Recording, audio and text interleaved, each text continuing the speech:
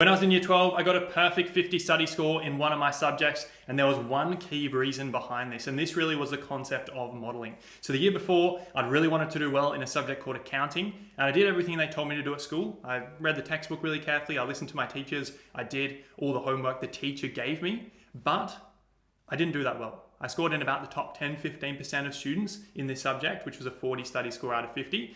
But it wasn't what I was aiming for, which was a 50 study score. I put in so much work to this subject. I'd probably spent sort of an hour or two studying every single day almost for the whole year just on this subject. And so it left me worried going into year 12, thinking if I put all this work into this subject, I didn't do that well. How can I do well in all of my subjects in year 12? And for the one subject in year 12 where I did get a perfect 50 study score, which basically means you're in the top about 0.03% of students in the state, the thing I did differently is rather than listening to teachers in school, I found someone who'd already got a perfect 50 study score and I modeled everything they did. I bought their notes, I modeled the way they studied, how they studied for the exam, the approach they took, and I kind of tried to learn everything I possibly could from them.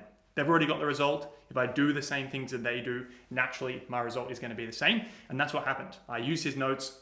I prepared for the SACs, the exam, in the same way. I approached the subject in the same way. I tried to learn everything I possibly could from him, soak it all up, and that led to me getting a perfect score in that subject. And so biggest thing, if you want to get a perfect score, if you want to get a certain score in any subject, simplest way to do it, rather than listening to a random piece of advice, find someone who's got that exact score, understand exactly how they got it, and model their approach, because that's going to be the fastest, the simplest, and the most predictable way of maximizing your scores.